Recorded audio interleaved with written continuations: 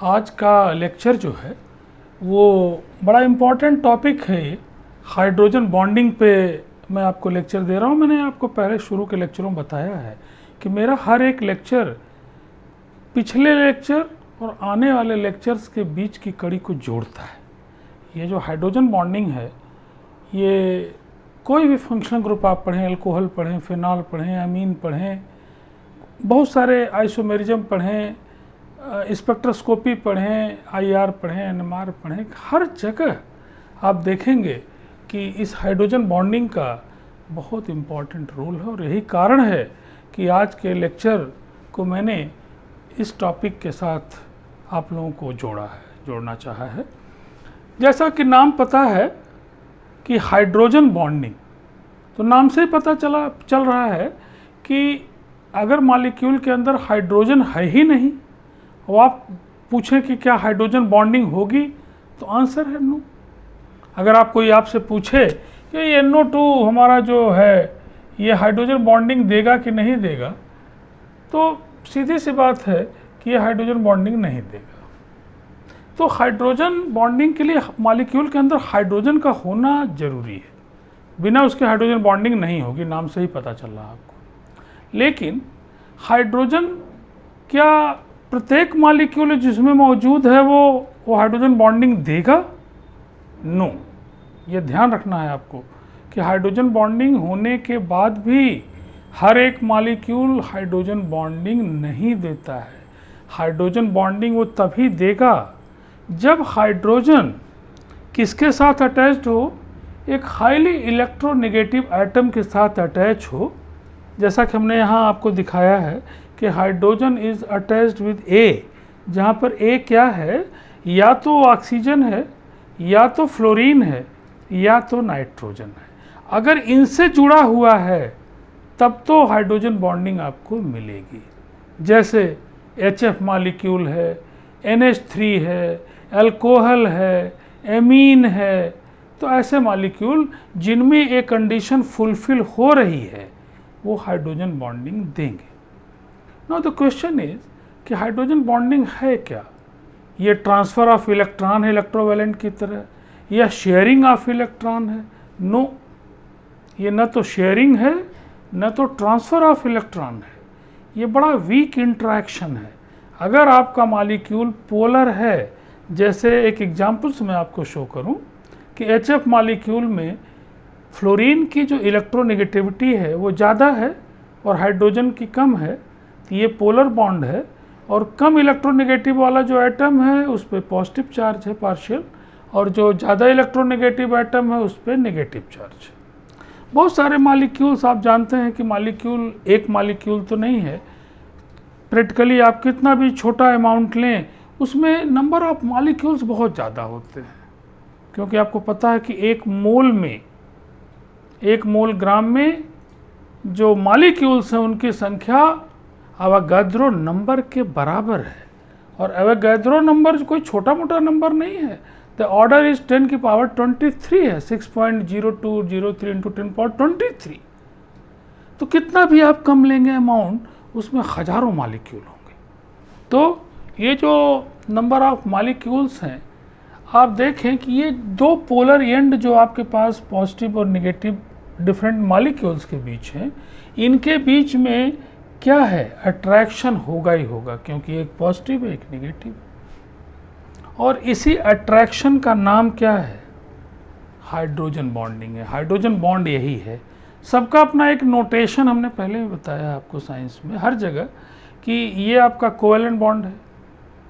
ये dotted line जो है ये हाइड्रोजन बॉन्ड को शो करती है। आप ये नहीं पूछेंगे कि सर ऐसा नोटेशन क्यों। हमने आपको एक एग्जांपल से बताया है कि अगर हर चीज़ का अपना नोटेशन है। अगर आप कहते हैं कि सेट थियरी में, मैथ में सेट जो है वो मिडिल ब्रैकेट में है, ये क्वेश्चन नहीं कि क्यों नहीं ये गोले में है, क्यों नहीं ये छोटे ब्रैकेट में है, ये सब क्वेश्चन नहीं है, ये नोटेशन है।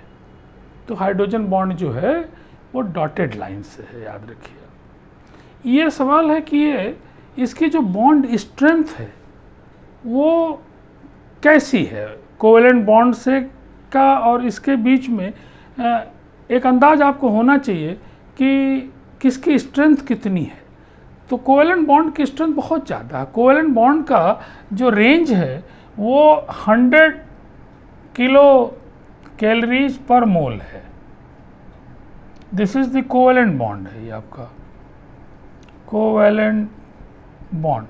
कोवेलेंट बॉन्ड की जो बॉन्ड स्ट्रेंथ है that is this is the order of 100 kilo calories per mole. Whereas hydrogen bond की जो हाइड्रोजन बॉन्ड है उसकी जो बॉन्ड स्ट्रेंथ है वो है around 1 to 5 kilo calories per मोल।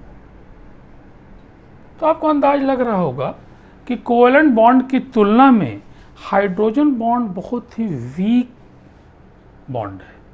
लेकिन आगे चल के आप देखेंगे कि वीक बॉन्ड क्या क्या परिवर्तन करता है। आगे चल के आपको अच्छा लगेगा कि इतने कम पावर का ये बॉन्ड और जहाँ पे आ जाएगा वहाँ फिजिकल प्रॉपर्टी केमिकल प्रॉपर्टी में कैसे चेंज करेगा। दैट इज़ वेरी इंटरेस्टिंग, आप देखेंगे अभी इसको।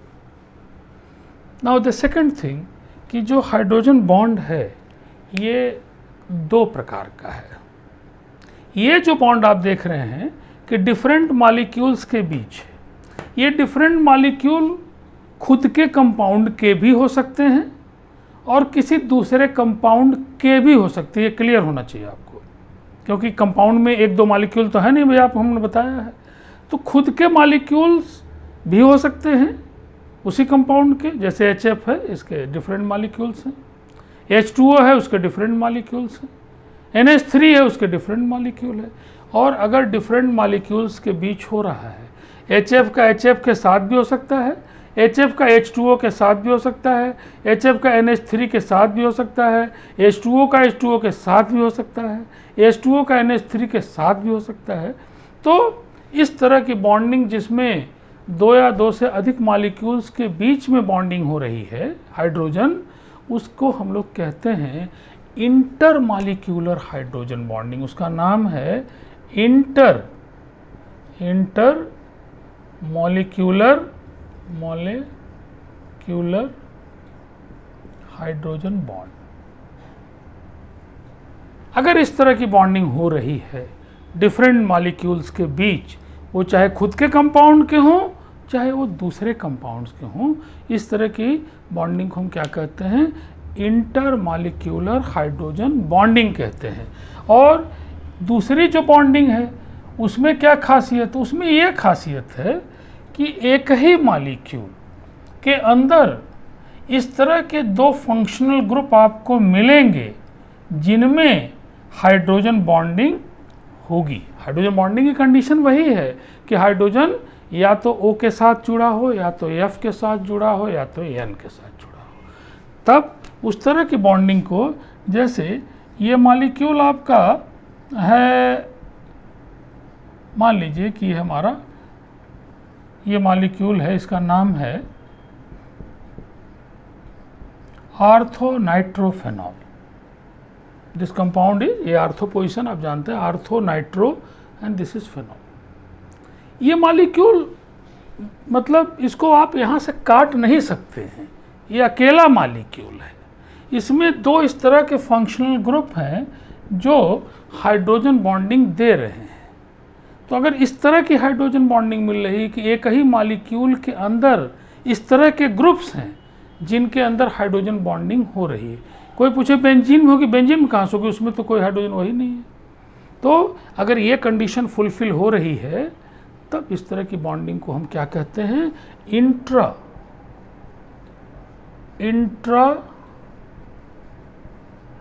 मॉलिक्यूलर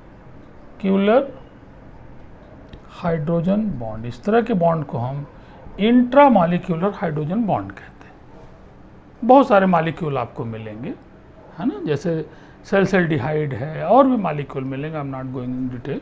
लेकिन इंट्रा मॉलिक्यूलर किसको कहेंगे और इंटर किसको कहेंगे, मेरे ख्याल से क्लियर आपको हुआ होगा। अगर आपसे कोई पूछे कि भाई ये इंटरेस्टिंग एग्जाम्पल आगे चल के अभी आएगा कि अगर यही हमारा पैरानाइट्रोफेनॉल हो जाए तब क्या होगा। पैरानाइट्रोफेनॉल में आप देख रहे हैं ये डिस्टेंस बहुत ज़्यादा है, ये डिस्टेंस बहुत कम है, और फोर्स ऑफ अट्रैक्शन या फोर्स ऑफ रिपल्शन दोनों ही कूलम्स के लॉ को फॉलो करता है। आपको पता है कि जो फोर्स होगा and that is proportional to 1/r², आपको पता है ना, आप जानते हैं Q1 Q2 है ना, 4πε0, ये सब फिजिक्स में आप पढ़ते हैं।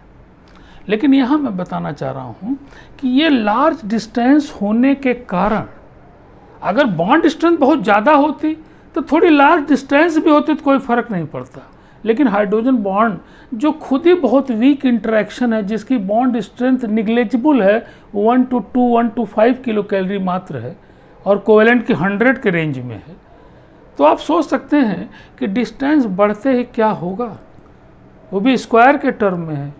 2 गुना डिस्टेंस हो गई, फोर्स 4 गुना कम हो जाएगा, 4 गुना हो गई 16 गुना कम हो जाएगा।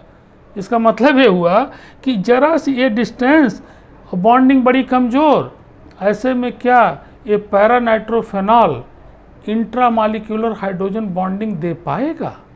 नहीं दे पाएगा। तब क्या होगा? तब दूसरे मॉलिक्यूल के साथ में देगा, तो दूसरे मॉलिक्यूल के साथ ये दे सकता है। ये हमारा अगर NO2 है यहाँ और ये OH है तो ठीक है, इनके साथ ये दे सकता है। तो पैरानाइट्रोफेनॉल इसीलिए इंटरमॉलिक्यूलर हाइड्रोजन बॉन्डिंग देगा, जबकि आर्थोनाइट्रोफेनॉल क्या देगा? इंट्रा देगा। इसके डिफरेंसेस अभी आप देखेंगे, इसके प्रॉपर्टी पे क्या प्रभाव पड़ते हैं ये अभी आप जानेंगे वन बाय वन। अब हम इस हाइड्रोजन बॉन्डिंग का फिजिकल प्रॉपर्टीज़ पे क्या प्रभाव पड़ेगा, हमने आपको बताया है कि प्रभाव बड़ा ही लॉन्ग रेंज इसका स्पेक्ट्रोस्कोपी में भी है, कीटोइनॉल टाटोमेरिज्म में भी है, और जगह जगह है आपको IR NMR सभी में आपको मिलेगा। बहुत ही जगह जगह आपको हाइड्रोजन बॉन्डिंग की दुनिया भर के क्वेश्चन आपको मिलेंगे। कुछ मैं क्वेश्चन के साथ आपके साथ इसके इफ़ेक्ट को साझा कर रहा हूँ जो एग्ज़ाम में आएंगे, कंपटीशन में भी आएंगे, चाहे वो नीट का एग्ज़ाम हो, चाहे IIT का एग्ज़ाम हो, चाहे वो BSc का हो, कहीं हो, वो हर जगह आएंगे। तो आप इसको देखिए कि जैसे कुछ क्वेश्चंस हम आपको इसकी बात को साझा कर रहे हैं कि मॉलिक्यूलर वेट जो है वो कंपेरेबल है, CH3OCH3 ये ईथर है, और इतना ही मॉलिक्यूलर वेट हमारे अल्कोहल का है, इथाइल अल्कोहल का, और ये दोनों का मॉलिक्यूलर वेट ऑलमोस्ट का बल्कि एग्जैक्टली सेम है, क्योंकि दोनों का केमिकल फार्मूला C2H6O है। तो कंपेरेबल मॉलिक्यूलर वेट होना चाहिए। जब आप कंपैरिजन करते हैं तो ये बहुत इम्पॉर्टेंट है कि कंपेरेबल मॉलिक्यूलर वेट का मतलब या तो एग्जैक्ट हो या ऑलमोस्ट एग्जैक्ट हो। अगर किसी का 60 है तो किसी का 59 है, 61 है, 62 है तो चलेगा, और सारा रूल फेल कर जाएगा अगर कंपेरेबल नहीं है। जैसे मान लीजिए आप देखते हैं कि कुश्ती होती है, एक एग्जाम्पल्स में बताऊँ, आप लोग बच्चे हैं, कि कुश्ती में मिडिल वेट वर्ग है और हाईवी वेट की कुश्ती है, लाइट वेट की। अब इसीलिए रखा गया कि 30 किलो का अगर आदमी 1.5 कुंटल के आदमी से लड़ने जाएगा तो आप क्या सोचते हैं कि कोई भी दाव पे चल पाएगा? कोई भी रूल फॉलो कर पाएगा? कुछ नहीं कर पाएगा। इसीलिए जब भी हम कंपैरिजन करेंगे तो molecular weight should be comparable, either exact either similar. तो ये दो कंपाउंड, इनमें पूछा जाएगा आपसे, क्वेश्चन ये आएगा कि इथाइल अल्कोहल और डाइमिथाइल ईथर, इनमें बॉइलिंग पॉइंट किसका ज़्यादा होगा, मेल्टिंग पॉइंट किसका ज़्यादा होगा? तो किसका ज़्यादा होगा? हाइड्रोजन बॉन्डिंग किस में पाई जाएगी? यहाँ O से H अटैच है, जो हमने अभी आपको कहा है कि H अगर O से अटैच है, N से अटैच है, F से अटैच है, तभी होगी। अब आप देखिए, आपको लगता है कि ये H क्या इससे अटैच है? ये तो कार्बन की वैलेंसी 4 है, कभी कन्फ्यूजन हो खोल के देख लीजिए शुरू के दिनों में। ये OC से अटैच है, ये उस कंडीशन में नहीं है जो जिसके लिए हाइड्रोजन बॉन्डिंग चाहिए। तब निश्चित रूप से बॉइलिंग पॉइंट, मेल्टिंग पॉइंट जो होगा वो किसका ज़्यादा होगा? दिस इज़ द जो ऑर्डर है, this is the order of melting point and boiling point. अब इसमें बहुत बार ये क्वेश्चन आता है और इसको आप समझिए कि इसमें दो बॉन्डिंग है, कोवेलेंट भी है और हाइड्रोजन भी है। इसमें आपके पास केवल कोवेलेंट है। जनरली ये मन में आता है कि उसमें दो बॉन्डिंग है, इसलिए उसका मेल्टिंग पॉइंट बॉइलिंग पॉइंट ज़्यादा आ रहा है, लेकिन ये नहीं हो रहा है। जब आप आगे क्वेश्चन आईटीज लेवल के करेंगे तो एग्जैक्ट रीजनिंग वो पूछता है क्यों ऐसा हो रहा है। वो इसलिए नहीं है कि इसका मान लीजिए कोवेलेंट बॉन्ड का रेंज है 100 किलो कैलोरी, 100 मतलब 102, 103 कुछ भी हो सकता है। इसका भी 100 है। इसमें हाइड्रोजन बॉन्ड मान लीजिए जुड़ गया 1 किलो कैलोरी, इसका मान लीजिए 100, इसका 101 है, तो दोनों में क्या बहुत बड़ा अंतर है? 1 रुपये से 2 रुपये तो डबल है। किसी के पास 1 रुपये, किसी के पास 2 रुपये है तो डबल उससे रिच है। लेकिन किसी के पास 1000 रुपये, किसी के पास 1001 रुपया है, बहुत बड़ा अंतर आ रहा है। किसी के पास 1 करोड़ है, किसी के पास 1 करोड़ 1 रुपया है, बहुत बड़ा अंतर आ रहा है। 1 करोड़ 5 आ रहा है, बहुत बड़ा अंतर आ रहा है। इट मीन्स कि ये bond strength is not responsible. ये हाइड्रोजन बॉन्ड की बॉन्ड स्ट्रेंथ रिस्पॉन्सिबल नहीं है कि इसकी तुलना में इसका बॉइलिंग पॉइंट इतना अंतर आ जा रहा है। इतना ज़्यादा अंतर के लिए एक दूसरा फैक्टर इन्वॉल्व है, क्या कि एक मॉलिक्यूल दूसरे मॉलिक्यूल के साथ यहाँ जुड़ रहा है। हाइड्रोजन बॉन्डिंग के थ्रू ये large number of molecules are associated and the molecular size becomes large and large. ये हो रहा है। इसके कारण मॉलिक्यूलर साइज बहुत ज़्यादा होने के कारण इतना बड़ा डिफरेंस आ रहा है। ये बॉन्ड स्ट्रेंथ हाइड्रोजन के कारण नहीं आ रहा है। तो due to this large number of molecular association, this has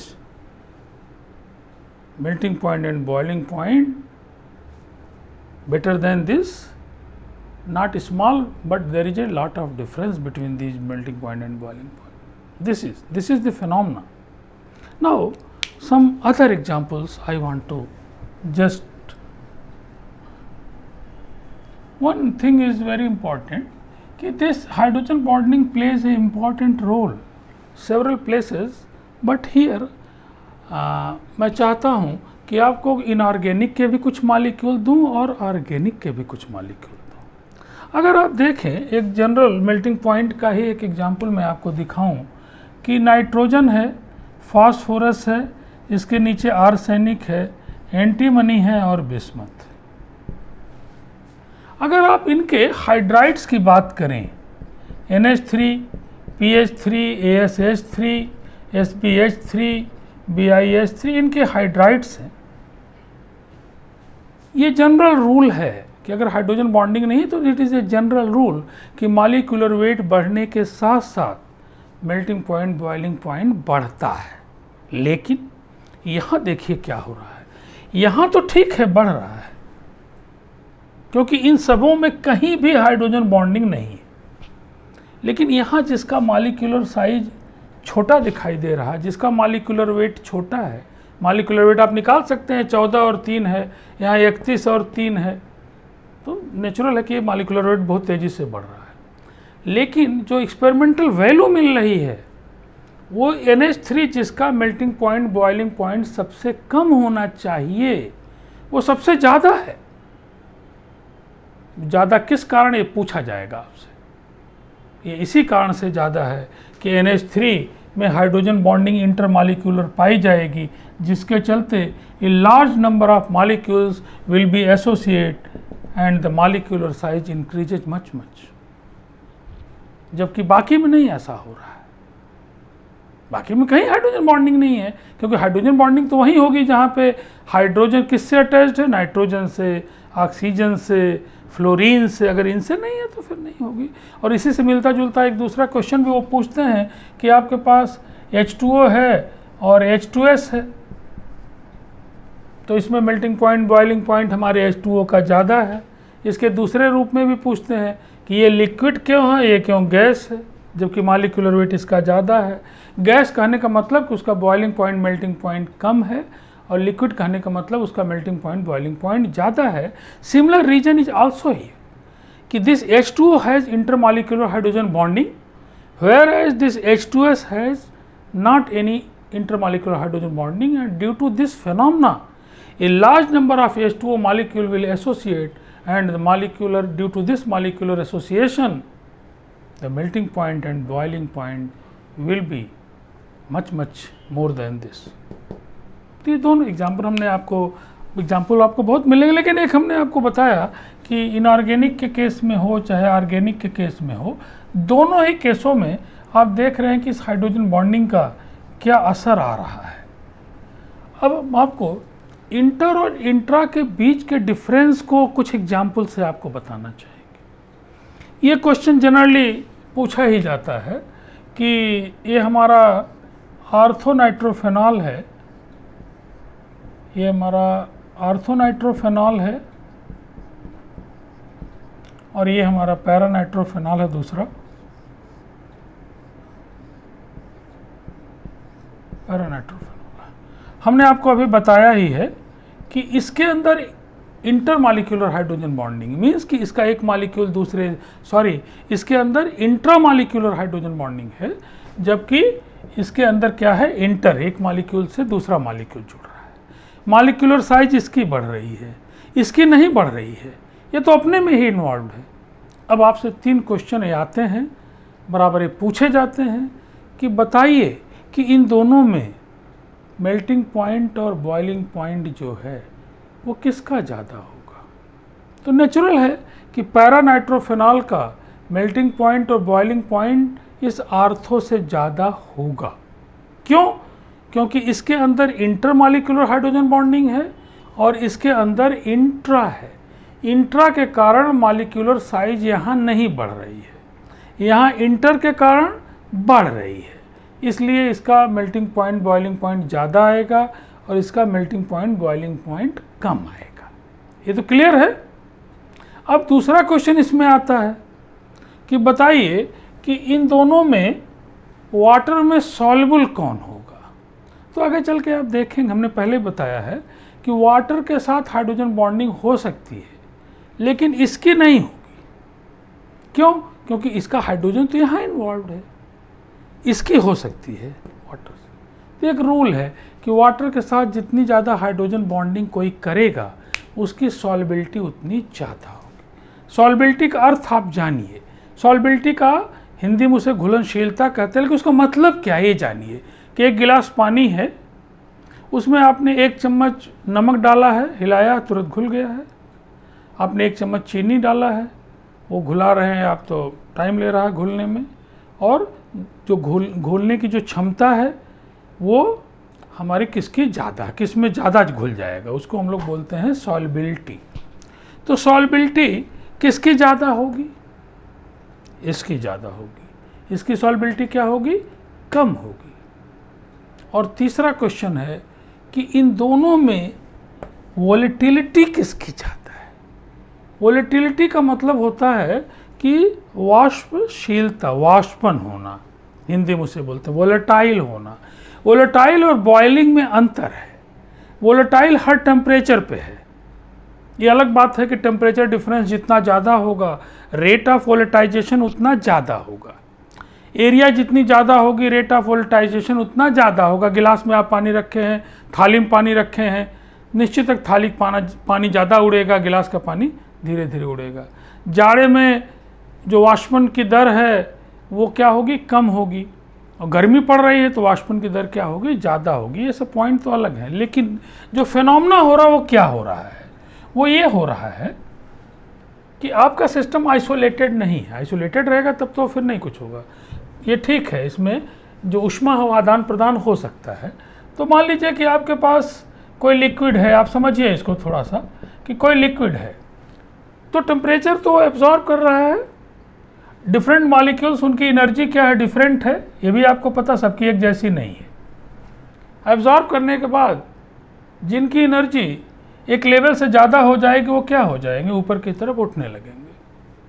तो नेचुरल है कि उठने में भी एक फैक्टर इन्वॉल्व है कि जो जितना छोटा है सिमिलर फोर्स से उसको उठाना आसान है।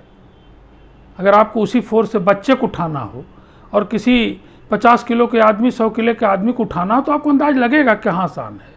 इसका मतलब कि molecular size plays a important role in volatilization. तब क्या होगा, यहाँ तो इंटरमॉलिक्यूलर के कारण इसकी साइज बहुत बड़ी हो जा रही है और इसकी साइज क्या हो रही है, छोटी है। तो कौन तेजी से वोलेटाइल होगा? ऑर्थोनाइट्रोफेनॉल की वोलेटिलिटी निश्चित रूप से रेट ऑफ वोल्टाइजेशन ज़्यादा होगा पैरानाइट्रोफेनॉल से, due to this hydrogen bonding. This is the difference of hydrogen bonding between inter and intra. तो समझ में आ रहा होगा। नाउ इसी सॉल्युबिलिटी में एक एग्जांपल मैं और आपके साथ साझा कर रहा हूँ कि अगर कंपेरेबल मॉलिक्यूलर वेट है और एल्कोहल में भी मोनोहाइड्रिक एल्कोहल हैं, डाईहाइड्रिक ट्राईहाइड्रिक एल्कोहल हैं। वो जब एल्कोहल आपको पढ़ाएंगे तो पता चलेगा ऐसे भी कि जिस एल्कोहल में एक OH है वो मोनोहाइड्रिक है, जिसमें 2 OH है वो डाईहाइड्रिक, जिसमें 3 है वो ट्राईहाइड्रिक पॉलीहाइड्रिक। इस तरह से एक एग्जाम्पल हम आपके साथ जरूर करेंगे साझा, एग्जाम में आता रहा है कि आपके पास प्रोपेनॉल है, प्रोपेनॉल 1 है और दूसरा मॉलिक्यूल आपके पास है इथाइलिन ग्लाइकॉल। ये 2 मॉलिक्यूल हैं, इनका मॉलिक्यूलर वेट इज कंपेरेबल, दोनों का मॉलिक्यूलर वेट अराउंड 60 है। लेकिन ये प्रोपेनॉल में जो OH है एक ही साइट मौजूद है, तो जितनी हाइड्रोजन बॉन्डिंग ये बनाएगा उसकी दूना हाइड्रोजन बॉन्डिंग कौन बनाएगा? और तब मेल्टिंग पॉइंट, बॉइलिंग पॉइंट किसका ज़्यादा होगा? इसका ज़्यादा होगा। और आप देखेंगे एक्सपेरिमेंटली, डाटा मैं भी नहीं दे रहा हूँ, ऑलमोस्ट डबल है इसका। सॉल्युबिलिटी भी इसकी क्या होगी? ज़्यादा होगी, क्योंकि इसका एक मॉलिक्यूल 2 साइट्स मौजूद है वाटर से बनाने के लिए, यहाँ एक ही साइट है। तो melting point and boiling point as well as solubility of ethylene glycol will be better than propanol. तो this is also one example जिससे आपको पता चल रहा है कि हाइड्रोजन बॉन्डिंग कैसे अपना रोल आ रहा है। दूसरे कि जब आप कीटोइनॉल टाइटोमेरिज्म पढ़ेंगे तो उसमें भी आप देखेंगे कि जो इनॉल है उसमें हाइड्रोजन बॉन्डिंग का आपको मिलेगा। IR जब आप पढ़ेंगे उसमें भी देखेंगे कि हाइड्रोजन बॉन्डिंग कैसे इंपॉर्टेंट रोल अदा करता है। इसी तरह से आपको स्पेक्ट्रोस्कोपी में भी मिलेगा, लेकिन मैं अभी उधर की तरफ आपको नहीं ले जा रहा हूँ। कारण यह नहीं ले जाने का कि जब उन चीज़ों का ज्ञान हो जाएगा तब आपको और अच्छा से समझ में आएगा। लेकिन एक एग्जाम्पल को जो मैं आपके साथ आज ज़रूर साझा कर रहा हूँ कि वाटर की जो डेंसिटी है, ये जीके में भी पूछा जाता है कि वाटर की डेंसिटी सबसे ज़्यादा किस पे है, किस टेम्परेचर पे है। ये पूछा जाता है 4 डिग्री पे होती है। आखिर वो 4 डिग्री से क्यों ऐसा हो जाता है, वो आप समझिए कि जो वाटर मॉलिक्यूल हमारा है, एक वाटर मॉलिक्यूल 4 हाइड्रोजन बॉन्डिंग बनाता है, 4 उसके पास मौजूद है, दूसरे 4 साइड से बनाता है। इस हाइड्रोजन बॉन्डिंग के कारण एक मॉलिक्यूल से दूसरा मॉलिक्यूल, तीसरा मॉलिक्यूल, चौथा मॉलिक्यूल, ये वीक बॉन्डिंग है तो बॉन्ड लेंथ क्या है, ज़्यादा है। बॉन्डिंग जितनी वीक होगी बॉन्ड लेंथ क्या होगी, उतनी ज़्यादा होगी। तब लेकिन स्ट्रेंथ बहुत कम है, तो जो ही आप गर्म करते हैं वाटर को, डेंसिटी क्या होती है पहले वो भी जान लीजिए कि जो डेंसिटी है वो m/v है, ये आप जानते हैं। डेंसिटी m/v का मतलब ये हुआ कि अगर मास सेम है तो वॉल्यूम जितना ज़्यादा होगा डेंसिटी उतनी कम आएगी। वॉल्यूम कम ज़्यादा कैसा होगा, इस साइज से, जो जितना जगह घेरता वही उसका वॉल्यूम है, आप जानते हैं। तो हाइड्रोजन बॉन्डिंग के कारण वाटर की जो डेंसिटी है, वाटर मॉलिक्यूल जो है वो हाइड्रोजन बॉन्डेड होने के कारण उसका v ज़्यादा है। लेकिन जो ही आपने गर्म किया स्ट्रेंथ हाइड्रोजन बॉन्ड की बड़ी कम है, आप देख रहे हैं। जरा सा जो ही गर्म किया 4 डिग्री पे सारे हाइड्रोजन बॉन्ड टूट जा रहे हैं।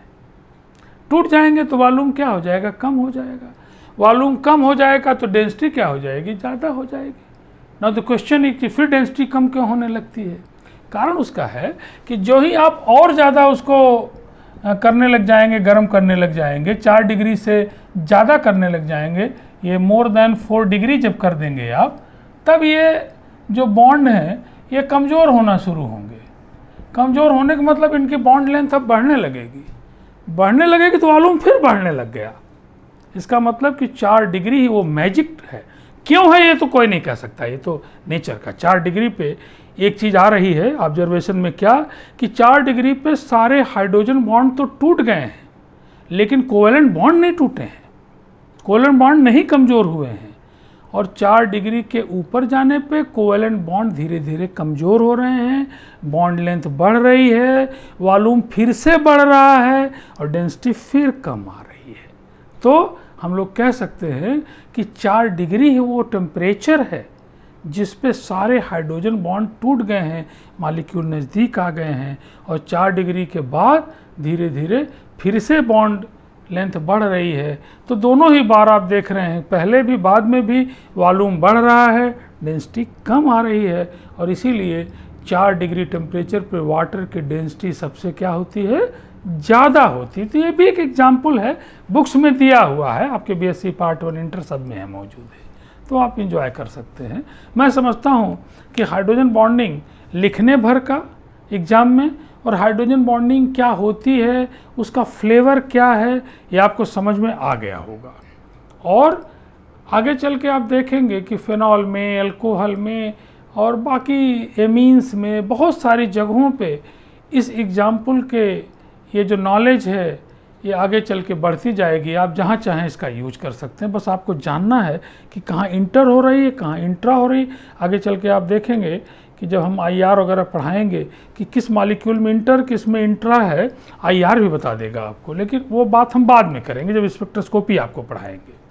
तो ठीक है, आज के लिए best of luck for hydrogen bonding. Okay, thank you.